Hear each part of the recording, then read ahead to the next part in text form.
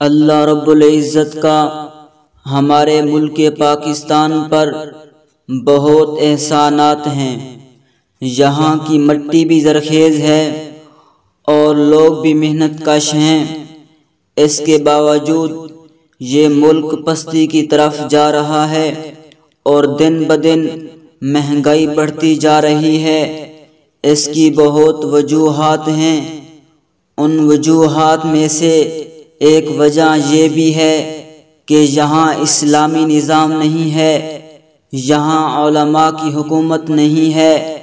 یہاں صرف حکومت کا اور سیاست کا حق علماء کو ہونا چاہیے تھا، جو کہ نہیں ہے۔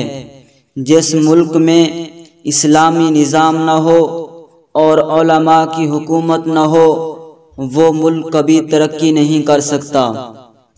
آپ دیکھ سکتے ہیں ہمارا ہمسایہ ملک افغانستان، پہلے وہ کئی عرصہ روس کے خلاف جہاد کرتا رہا اور جنگ لڑتا رہا، پھر 20 سال مسلسل امریکہ کے ساتھ، جو دنیا کا سب سے زیادہ طاقتور اور سپر پاور ملک سمجھا جاتا ہے، اور وہ امریکہ 52 ملکوں کی طاقت کے ساتھ آیا تھا افغانستان میں جنگ لڑنے کے لیے۔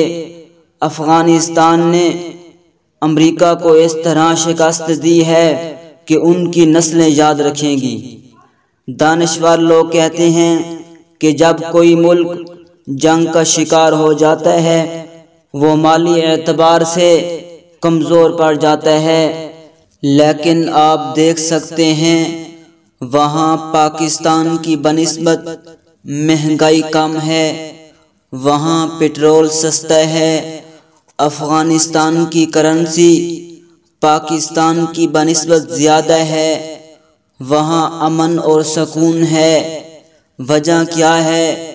وجہ یہ ہے کہ وہاں اسلامی نظام قائم ہے، وہاں علماء کی حکومت ہے، اور ہمارے ملک میں سیاست اور حکومت کن لوگوں کے ہاتھوں میں ہے؟